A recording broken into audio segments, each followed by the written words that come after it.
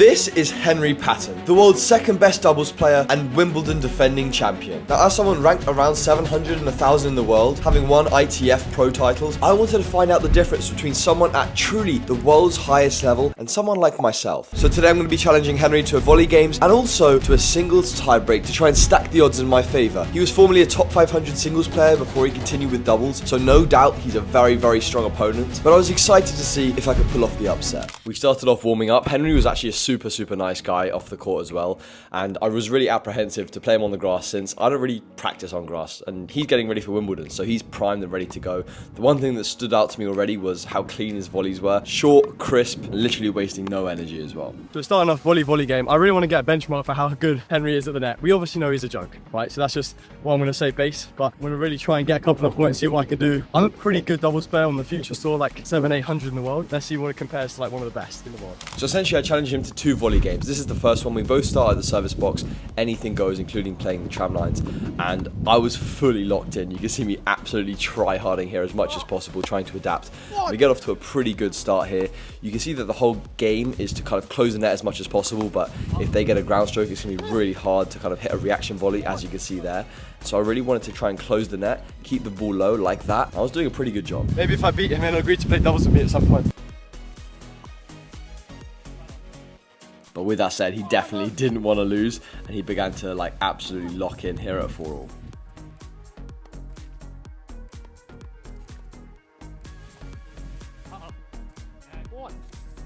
But I do get a match point at 6-5.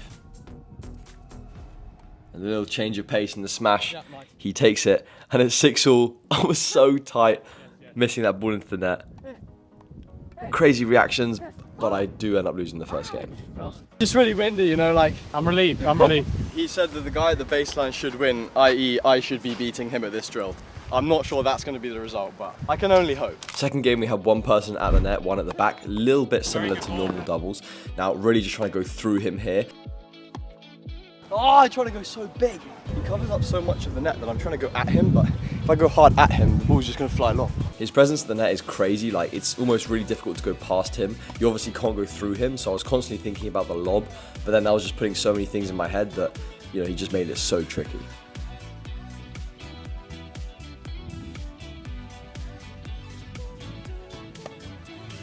I was very determined to at least try and win one game against him.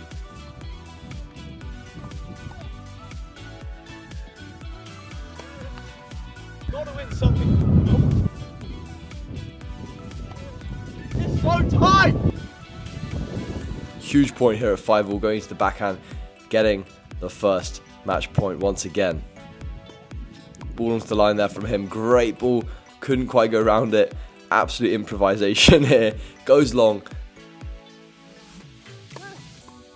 And at 6-all again, trying to go on that forehand. And going too big. So Henry now with the upper hand once again. And even volleys like that, it's just crazy gets, keeping it so low. Great hands. Oh, he's not doing much with it, but he's just so solid. Now I'm hoping just not to die. So now it's my turn at the net. He did say that he was going to basically go at me, and I said go as hard as you can, and clearly should have asked him to go a little bit lighter because it was actually absolutely insane, and pretty much none of my strategies really worked. He kind of knew exactly how to hit the ball and where to place it, which was super tough for me at the net. But later on in the video, I'm going to be playing a tiebreak against him in singles. I'm going to try and get my revenge. What made you switch to doubles? Because I know you were, what were you, 450? That was my career high when I stopped playing singles. I could definitely have kept playing, but then me and Julian Cash, another Brit, one summer we got a few wildcards in some challenge, the grass challenges. Yeah. And we won the first one, runner up in the second one, and then won the third one. Our rankings, like so much better. They had been similar. Singles and doubles, and then the doubles went up, and then we want to play challenges instead of futures. Yeah, no, so we were going to play doubles and signing in for singles qualies. How many challenges? Because I saw you won so many in 1 year. How many did you win? I think it was 11. 11 challenges in 1 year. 11 challenges in 1 year, and we played our first one in must have been May. How did the partnership with Peliavara come about? Well, we knew of each other. Like he obviously played with Lloyd, and we'd seen each other at some tournaments. Probably similar to how it is in futures. Like if you're not doing well with one partner, then you probably want to switch it. And that was where we both were. One of us sent a message to the other. I can't remember which way around it was, and then Why did we choose to stay together? Well, we won our first event together. Sets a good base. That helps, yeah. Which event was it? It was Marrakesh 250. So it was the first ATP tournament that I'd won, and like Harry, maybe like the 4th one that he'd won or something. Yeah. So that was a good time. But I remember like the first match, I was so tight playing with him. My career high at that point was probably like 40, and he'd been up to like, I think 7 was his career high. So yeah. Just like, please, you know, make please. Also quickly guys, over 50% of you that watched last week's video haven't subscribed. So if you haven't already, it's the best way to support the channel. Go down there, subscribe, it will really mean a lot to me. Now, let's carry on with the video. So let's jump straight into the tiebreak. Great first serve. Thanks, public, thank you. Remember you playing against public, like I just wanted to remind you. Setting off the tone really, really well. Now he had that lefty swinger, great backhand return again. Started off very solid. Backhand's usually my worst return. But he punished me on the next one.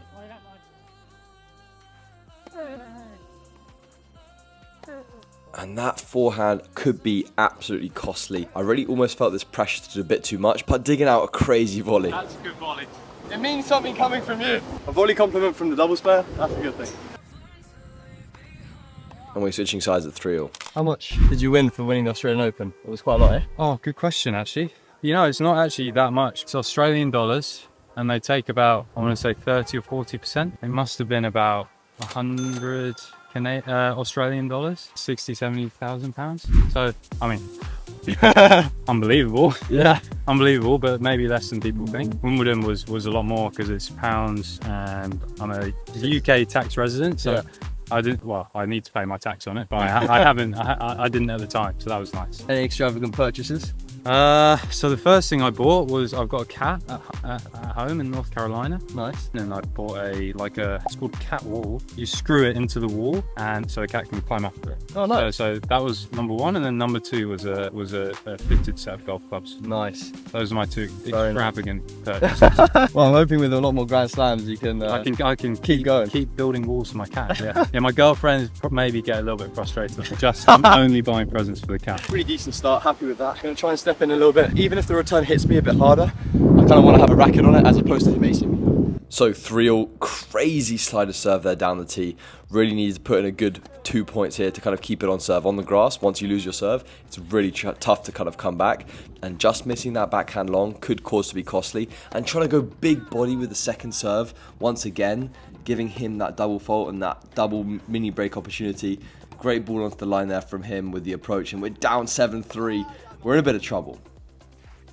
But again, trying to resort to that serve and volley, little drop volley, potentially saving me. Who's the best player you've ever played against, in the sense that, wow, this guy is something like special? I played against Granollers and Zeballos on the clay, and they've just been made world number 1s. Their best surface really is the clay. Yeah. And in that match, Zeballos in particular made me feel very, very stupid. Unbelievable single-handed backhand that he can hit any shot off. You know, I don't know if he's the best player I've ever played against, but if there was a match where I was like, I felt out of my depth, yeah, it was that day on the clay in Rome. What would you say in terms of like one piece of advice? Because I've always felt doubles is my like strong suit. I feel like I'm a lot more comfortable there. Is there something that you'd give me some advice on to kind of like, you know, help me out on that process if I was to pursue doubles? Well, 100% keep playing singles, yeah, and keep playing both. You know, when I was coming up, like playing both definitely helped me. And again, I go back to it, but just try and learn. When I was around your ranking, I was you know, watching like the top seeds and the best players and seeing, okay, what are their routines?